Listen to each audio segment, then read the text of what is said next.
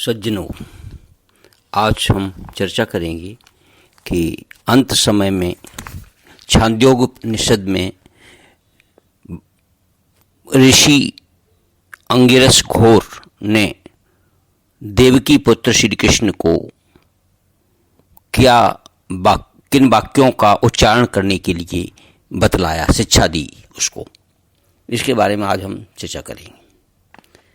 तो भगवान कृष्ण के लिए छांदोग्योपनिषद में लिखा हुआ है, तद्दे तद घोर अंगिरस कृष्णाय देवकी पुत्रायो कुत्तो वाचा अपिपास एव सो बभूव सो अंतबेला या मेतत्रयम् प्रतिपद्येतातिच्छत मत्स्यच्युत मत्स्य प्राणः सितम सीति।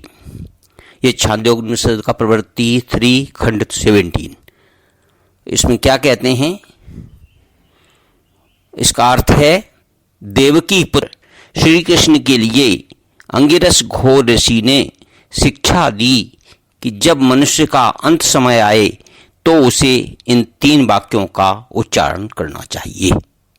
3 वाक्यों का उच्चारण करना चाहिए। वो कौन कौन से वाक्य हैं? पहला, त्वम अक्षितमसि, ईश्वर आप अविनेश्वर हैं। दूसरा, त्वम अच्युतमसि, आप एक रस रहने वाले हैं।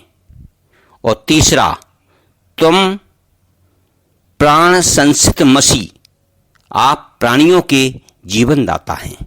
तो पहले का है अक्षर तुम अच्युतमसि, ईश्वर आप अविनेश्वर हैं। दूसरा, तुम अच्युतमसि, आप एक रस रहने वाले हैं। तीसरा, तुम प्राण संसितमसि, आप प्राणियों के जीवन दाता हैं। ये 3 वाक्य जो है अंगिरस घोर ऋषि ने भगवान कृष्ण से कहे। श्री कृष्ण जी इस शिक्षा को पाकर अपिपास हो गए, अर्थात उन्होंने समझा कि अब और किसी शिक्षा की उन्हें जरूरत नहीं रही। मतलब इतने अभिभूत हो गए, इतने पूर्ण हो गए। यहां स्वाभाविक रीत से एक शंका होती है, और वह यह है कि एक बात अंत के समय करने के लिए कही गई थी। यह कि एक बात अंत के समय करने के लिए कही गई थी, फिर और शिक्षाओं से श्री कृष्ण अपिपास क्यों हो गए? और इस प्रश्न के उत्तर के लिए हमारी दृष्टि एक वेद मंत्र पर पड़ती है। वह मंत्र इस प्रकार है, जो कि यजुर्वेद में दिया हुआ है। यजुर्वेद 40/17, वायुरनिलम मृत मथेदम भस्मान्तः शरीरम ओम क्रतो स्मर कृतः स्मर कृतो स्मर कृतः स्मर। अर्थात मंत्र का आशय यह है कि शरीर में आने जाने वाला जीव अमर है, परंतु यह शरीर केवल भस्म पर्यंत है। इसलिए उपदेश दिया गया है कि जब इन दोनों के वियोग का समय हो गया हो तो हे जीव, बल प्राप्ति के लिए ओम का स्मरण कर और अपने हुए कर्म का स्मरण कर। ये वाक्य यजुर्वेद में दिया गया है। मनुष्य का जीवन, इससे आशय होता है, मनुष्य का जीवन 2 हिस्सों में बटा हुआ होता है। पहला भाग उस समय तक रहता है जब तक मनुष्य मृत्युशैया पर नहीं आता, यानी उसमें कार्य करने की क्षमता रहती है, ये कह सकते हैं आप। और जीवन के इस हिस्से में मनुष्य को कर्म करने की स्वतंत्रता होती है, पहला जो है जीवन का वो। और दूसरा भाग यानी पार्ट वह है जिसमें मनुष्य मृत्युशैया पर होता है। इस हिस्से में कर्म तंत्र नहीं रहता, मतलब अब उसके शरीर शिथिल हो चुका है, अब उसमें दुर्बल हो चुका है, नहीं रह गई है कि वो कुछ कर्म कर सके। अपितु पहले हिस्से में किए हुए कर्म इस हिस्से में प्रतिध्वनित होते हैं, मतलब जो हम करके आए हैं वही हम बार बार हमारे विचार में आते हैं। अर्थात इस दूसरे हिस्से को पहले हिस्से की चित्र खींचने वाली अवस्था कह सकते हैं, मतलब फोटोग्राफी कह सकते हैं। जीवन के पहले भाग में जिस प्रकार के भी कर्म मनुष्य करता है, जीवन का दूसरा भाग उसका चित्र खींचकर उन्हें संसार के सामने रख दिया करता है। यदि एक मनुष्य ने वित्तेषणा में जीवन व्यतीत किया है तो अंत में महमूद की तरह उसे धन के लिए ही रोते हुए संसार से जाना पड़ेगा। इसी प्रकार पुत्रेषणा और लोकेषणा वालों का अनुमान कर लें, मतलब जिसकी इच्छा होगी अंत में तो वो करता रहेगा, उसी जिसमें आसक्ति है उसी की बार बार इच्छा उसको होती रहेगी, उसी के लिए रोता रहेगा।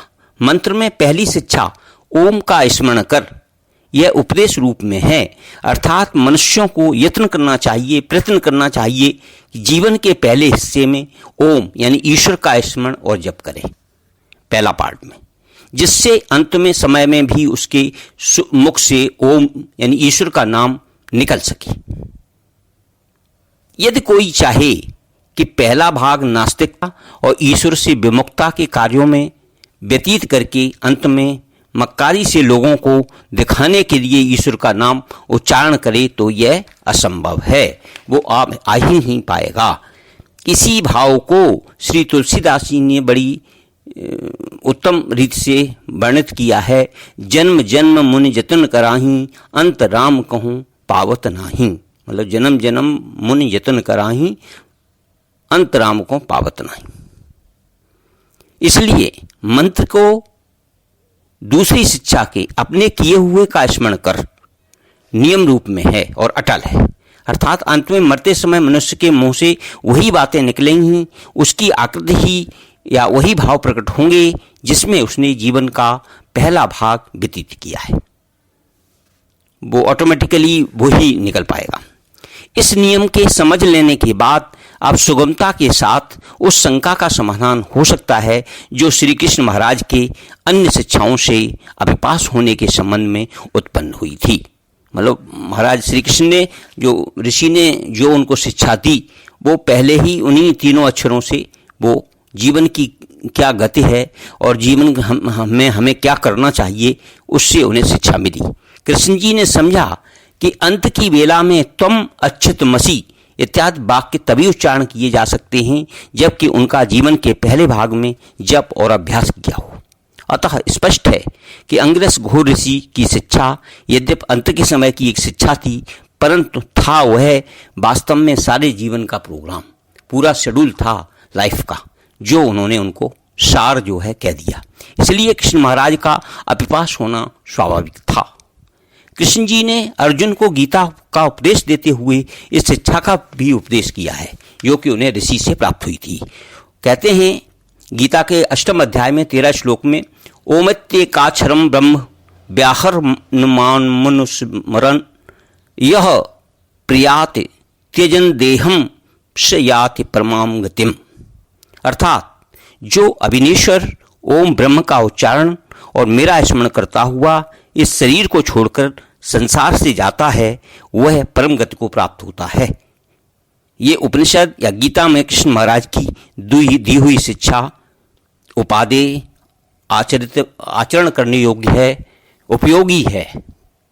तो ये जो उपदेश श्री कृष्ण जी को प्राप्त हुआ और उन गीता की रचना की और इससे हम लोगों को उससे शिक्षा प्राप्त होती है और इससे ये प्रेरणा हमको मिलती है इस प्रसंग से कि हमें भी इसका आचरण करना चाहिए। इस प्रकार से ये श्री संत जी हैं, श्री नारायण जी, उन्होंने ये व्याख्यान सुनाया, कहा, लिखा, पढ़ा और हमें भी इस पर अमल करना चाहिए।